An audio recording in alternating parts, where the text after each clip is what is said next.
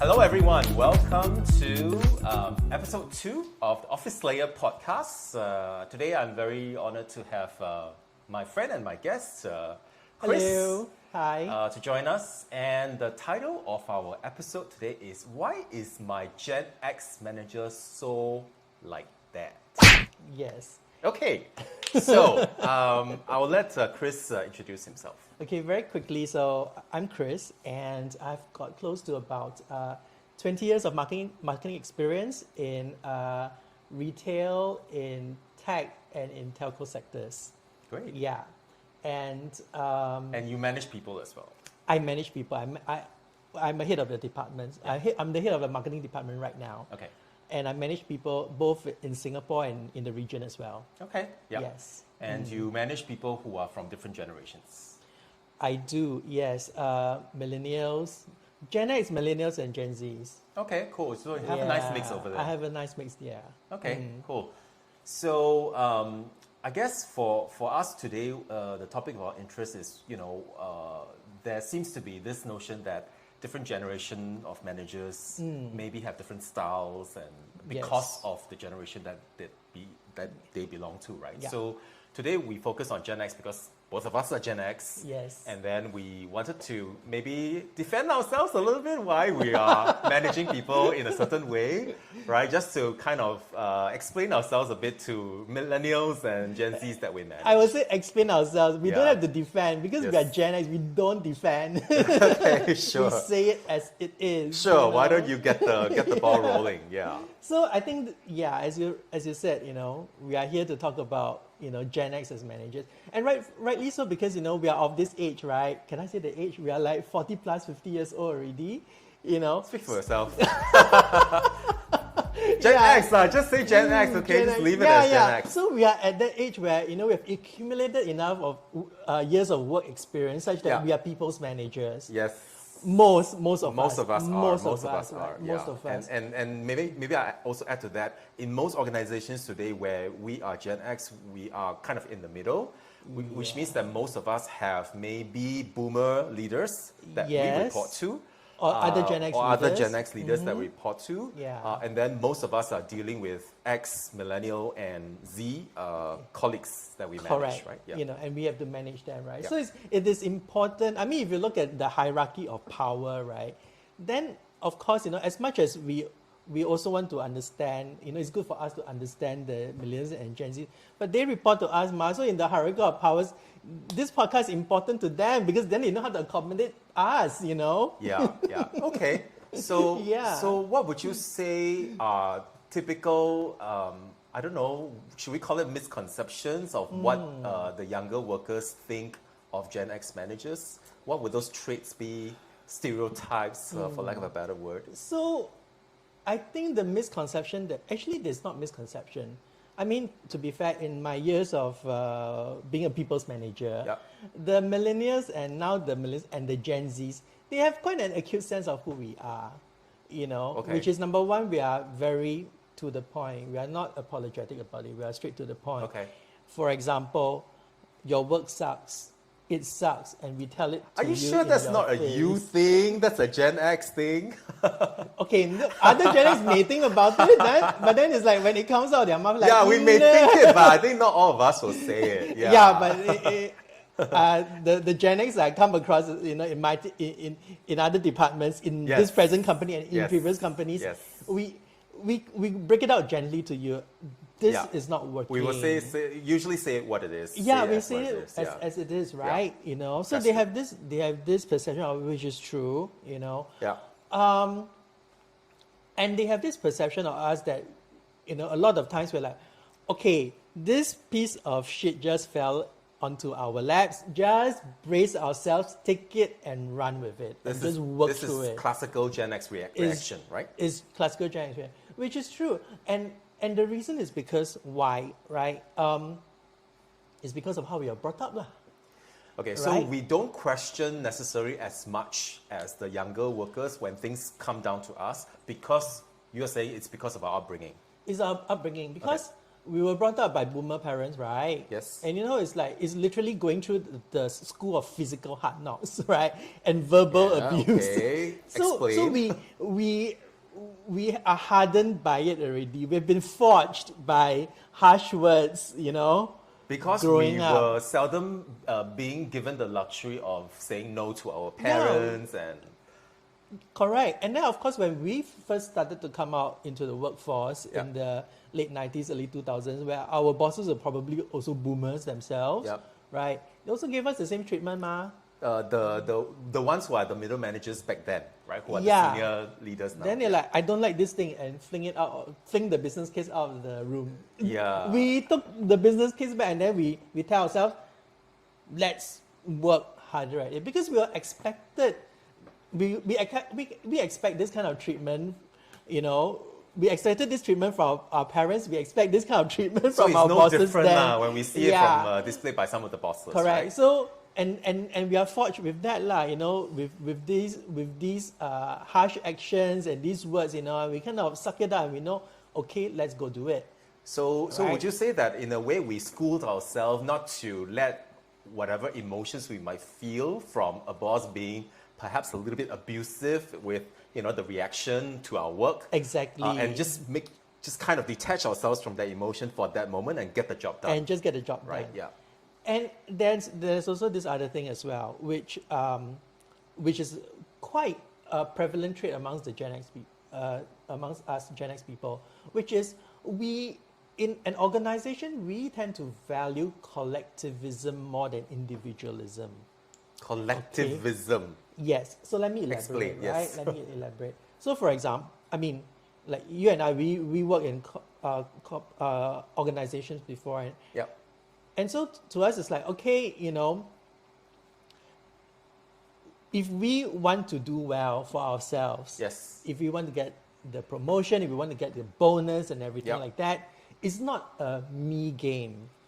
It's a collaborative. It's a collaboration. Yeah, okay. Let's work hard, or let's work smart and hard to get the company to do well, so that with the good profits, we get bonuses. It's so funny because as you are saying this, you know what thought came to my mind? Yeah. I'm suddenly reminded of, do you remember Timmy the bumblebee that the government used back when we were kids? Yes. And then they had this song, and then it was about teamwork, It's about about teamwork and all those productivity. things, right? It's about I mean, that was for a productivity, factory, yeah. but we grew up in that era where Correct. Teamwork was kind of more celebrated and expected. Yeah, I Exactly, suppose, yeah. right? So our mindset was that, hey, come, let's work together, okay? Yeah, Let's deliver good performance for the company so that we get the bonuses. Sure. Okay? Yeah. So we value that collectivism. And in the sense that, okay, fine, this week is crunch time.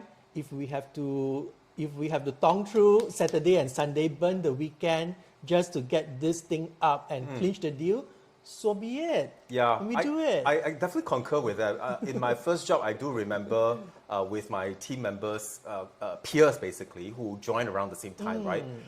Usually the newbies in my organization would be, it's an unspoken rule. They will be given this huge project, and then they'll be thrown into the deep end, and they have to work together, all as newbies, to try and figure out how to get it done, right? And every Yes. cohort goes through that same trial by fire. And I think the leaders of every cohort also feel that is the way to get the young people to learn, and not just how to do the task, but how to actually work together, and how to kind of give and take in the process of doing that. Exactly. And also kind of maybe build a bit of grit. You need to pull a bit of longer hours because it will be a project that sits on top of the daily work, right? Correct. Yeah. But you see, the thing is that you try doing that like first week on the job to a millennial. You say, hey, Saturday, Sunday, you come back. Sorry, I shouldn't laugh, but okay, what is the reaction? Okay, so here's a very interesting thing from just my observation over the years, right? The millennials will not readily say no. They will begrudgingly come back to do it. But then there'll be this negotiation happening. Okay, if I come back on the weekend, what do I get? Would I do this? Will you promise me this? There's a lot of negotiations happening, all right? Which is it's just the millennials. I kind of noticed that this is the millennials' behavior. What do I get out of it? So their sense of collectivism is slightly lower, and their sense of individualism is slightly higher. But when it comes to Gen Z, right, it's like no way, no such thing as collectivism. It's like, sorry, my weekends cannot be burned. Goodbye. Sorry, yeah. Yeah. And if you insist that I do that, well, here's my resignation letter. What, really? Has it actually happened to you before? Oh, Like to pull weekends and all that, and people have quit on that based on that basis? events lah. Sometimes if for marketing, especially in marketing, and then if you are in retail industry or you're in the consumer industry, that's where the events happens over the weekends. It doesn't happen over the weekdays. Yeah. And sometimes you tell the guys, oh, okay, you can see not happy already, right? But is it even if you go with a proposal to say, hey, you can take a day off after the event, that kind of thing, that's still not happy enough for them, or? Some of them are pretty okay with it. If they understand that, okay, that is my role. But often in marketing, sometimes things tend to be a bit more flexible in the sense that, hey, there is this thing coming out. Do you mind if you could cover or something like that? A lot of times the answer that will come back is like, oh, I'll prefer not to. I prefer not to. Okay. You see? And another example that I can think of, which did happen before, and in the retail industry, there are peaks and troughs to everything, right? Peaks and troughs, and the peak period would be year end, correct? And an example of collectivism is when the Gen Xers or the millennials, okay, I know November, December is peak, fine, let's do it. Do it. Let's work through it, and then we will probably take leave in February or March. Yeah, where after the goes, peak. right? Yeah. I don't see that for for the Gen Zs. So December means December. December. Oh, sorry, Sorry, boss. I tell you, I'm on leave. I tell you 3 months in advance. December, I'm going to around, Iceland. yes. Yeah, it's like, whoa, it's crunch time. Yeah. So even if there was an opportunity to, let's say, sit down and plan and say, okay, so and so is not going to be around, then would other people be okay to kind of not clear leave on the same weeks so that there's enough people to go around in December? You just have to navigate through it. I mean, and that is the challenge of every people's manager, right? Okay, how to manage the resources. Manage the department's productivity and the times of the individual. Yeah. I think that's a valid point. I see. Great. Yeah. I think, there was another thing that I seem to remember as a Gen X person, coming out to work in the early 2000s. Yes. And that was, we were all usually being told that it's a good thing that our boss wants to give us new projects and many, many projects to do, because it's supposed to be a learning opportunity. Correct. For us, and for us, it would be a good attitude to adopt, to take on these and see them as learning opportunities. And we also saw it as a means of, getting recognized. Yep. Getting a good banding. Yep. And the prospect of getting a promotion. There's always this, projects that come, in and out of our lives, ad hoc projects. Yep. Right. Yep. Not your normal day of work. Yeah. And what are you seeing in the workplace now that is a bit different in terms of how the younger workers see this bit? So again, right, falls back to what I said about millennials and Gen Zs, right? The millennials, they will take on this begrudgingly, but then there's always this negotiation again. What do I get out of it? Are you going to promote me, right? Or are you going to give me a pay raise? There's going to be negotiations. Okay. Or, how much time should I be spending on this? Yada, yada, yada. So that's how I see about the millennials. Okay. All right. Whereas actually, the counterpoint to Gen X at that time, we did not go out to boss it. Oh, you want me to do this project? How much are you going to pay me more? I'm not going to get a promotion. We don't do that. Unthinkable, right? Yeah. But somehow, when you describe it like this, my first word that comes to mind is unthinkable. Yeah, it's unthinkable. None of us in the early 2000s would think to say something like this. Suicide. Right? Yeah. Right. So I see this happening with millennials. There's this negotiation happening. Yeah. Okay. Yeah. The Gen Zs depends. It's based on their interest. Oh, I find this fun and interesting. Okay, I'll take it on. If Okay. not, hey, this is not part of my job scope. I don't want. Oh, but and here's the part about Gen Zs. Then you say, okay, can I foist it? I mean, not say that can I foist it on you, but let's say if we try to foist it on them, resign lor. Okay, yeah. So Yeah. they are ready and as and when to use the nuclear option. Yes. Okay. Yeah, very quick with the nuclear It's option. quite different from us, No, right? no, no, no. Yeah. Okay. Because to them, I feel that to the Gen Zs, their main concern or their main approach to work is what interests me most. Yep. Yep. And not so much of whether I'll get recognition or get the pay and all those things like that. Of course, those are factors as well, but I think the topmost factor for them is actually the interest. Does it interest me? Okay. Yeah. Okay. Yeah, that's great. I think can you think of any other reason why Gen X managers behave in a certain way? I mean, as I think about my own experience, I have to say, and I talked about this offline before, on some level, I relate a bit more to the millennial mindset. Yes, we had this private conversation before. Yeah. And I think maybe it could be because I hang around more, somehow just ended up that way with more millennial colleagues. And they kind of explain a little bit about the thought processes and all that. And of course now it's the Gen Z that are coming in to work. Perhaps, yeah. Yeah, and also I also feel that maybe for the boomer bosses that I had worked with, they were perhaps a little bit a bit more forthcoming with allowing a bit more flexibility and all that. So Could it be because your boomer bosses were not local Singaporeans? yeah, it's a mix. It's a mix. Yeah. A lot of them are. I've had foreign bosses. Actually, I've had equal 50-50. Equal, yeah. 50% foreign bosses Yeah. and 50% Singaporean bosses. Yeah. There is a difference, and I think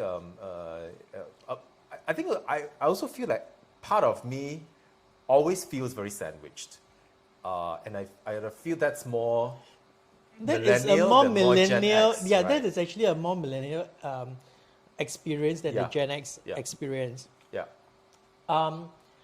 I can't say for sure, why that is so. Yeah. All right, but I can offer perhaps a hypothesis.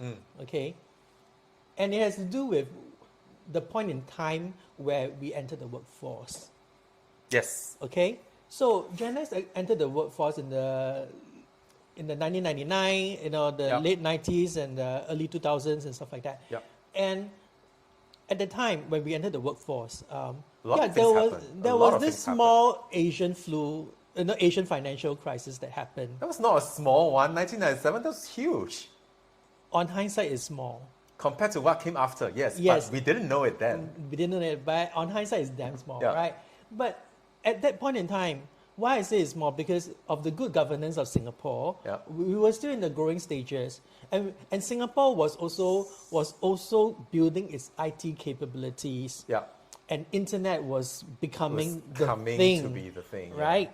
And most importantly, I say this with no notion of xenophobia, but Singapore was still not freely open to PRs and SPAs and Okay. Yeah. these people. So what did it create? It created an environment that provided a lot of job opportunities, and it provided an environment where costs were relatively low. And I talk about costs were relatively low. I'm talking about bread and butter stuff like your food and everything, transport, and I'm also talking about the prices of houses and apartments. And that's the primary occupation of everybody's mind in Singapore, Sure, right? every I want worker, to own a house, and I want to own an apartment. I want to, and stuff like that. So life was actually, in essence, more manageable, right? I've got a good career advancement. If I buy a house, it will not break the bank. Okay. Okay, Yeah. So that's the situation we were coming into. we were coming into, Yeah. and we wrote pretty well, right? We took the 10 years and we rode the wave pretty well. Then 2008, there was global financial crisis. Global financial crisis. And that was also when the millennials entered the workforce. They entered the workforce. What happened in Singapore in 2008? We opened the floodgates to foreign workers, and suddenly so they felt more competition. There was this competition already. Okay, the world was becoming more globalized, and suddenly, and at that time I was in the tech sector. Okay, and I could hear the rumblings already. Oh, programmers and stuff like that. They have started to outsource. The term outsource has started to proliferate around the world, and Singapore was affected by it, right? So suddenly, the millennials they got into a bad deal, basically. Then when they come in, you see they came out to work at the wrong time. And then the prices of houses and costs were escalating and everything, right? But here's the part. Gen Xers and millennials, more likely than not, we were all raised by boomer parents. So we were inculcated the same values in life, right? Oh, you should get a good job. You should, there's a very narrow definition of what success looks like. Success was exactly, right? Own a house and all this. And then as a millennial person entering the workforce, you see your elder brother, elder sister, elder cousins, who are Gen Xers. Wow, buy house already, everything. And now I want to try to buy it. It's more difficult for them, costs are escalated. Things are really out of my reach. So forever, they have this sense of being sandwiched, right? Sandwiched by their expectations when they were brought up.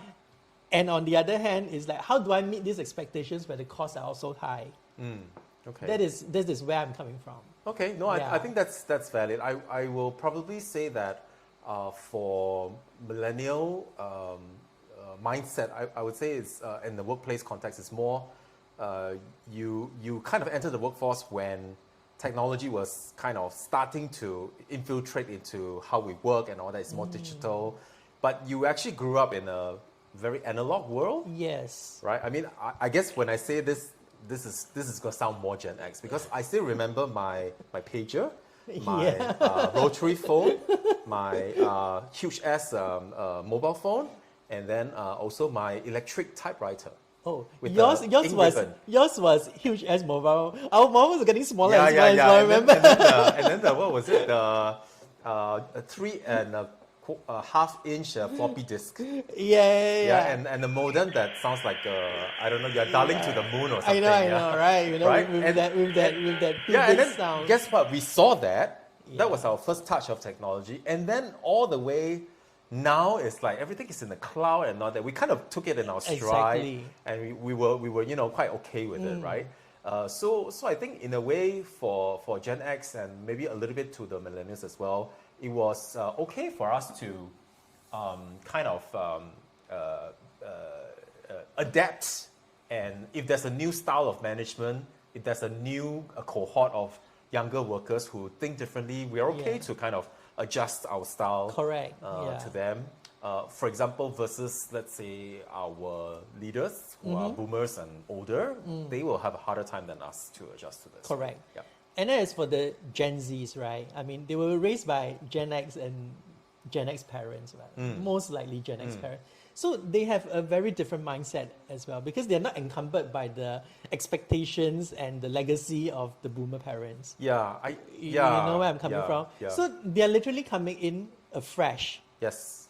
And in terms of their expectations and in terms of, I think there's two things. Wants, there's two things that's going on that I can think of. One is connecting back to the technology point that we talked about. Yes. They grew up technology first, digital first. Correct. So to them, when we say we want to have a face-to-face meeting, they have to kind of think about it and then, go for it. Yes. Whereas for us, we are analog first. So you say you want to have a face-to-face meeting, of course, that's second nature to us. Yes. And then we have to kind of switch gears a bit, and then we can still do the digital one. Whereas for them, it's the reverse. Right? So I think there's one part which is fundamentally quite different from Gen X and the older workers. I think the other part is also back to your point earlier around single path of success.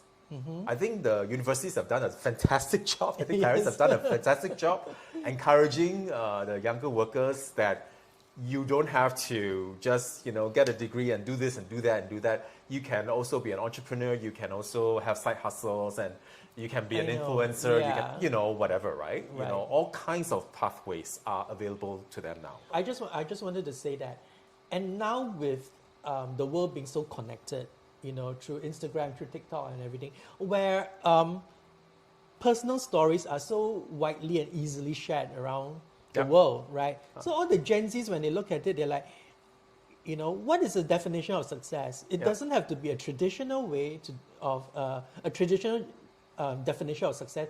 I could, have my own way of success. I define success in a certain way. Yeah. I define success, and for all a lot of Gen Zs, they are like, I define success by the fact that, I get to travel all around the world. That is my definition Experiences, of success. Yes. Right. Because I learn from other cultures, I see what other people are doing, that is what I identify with as a successful life. Yes. Okay, cool. I think that was a good exploration of all these topics that hit us as Gen X But managers. if the Gen Zs, they disagree with us, feedback, give us the feedback. Yeah, so I think we can just maybe just round up everything, and I'll throw the question to you. So now that we've kind of explained a little bit, okay, I wouldn't use the word defend. Explain a little bit why Gen X managers are like that. So you mentioned one of the things that Gen Z can do, to kind of maybe make it easier to work, with Gen X leaders is to ask the Gen X managers for feedback. Feedback is one of the things that we can do, that they should do, sorry. Okay. Ask us for feedback. I think another thing that the Gen Zs can do well in is to understand that everybody has a part to play in the company. Yep. All right. So your action does affect everybody else. In short, have a higher sense of collectivism there.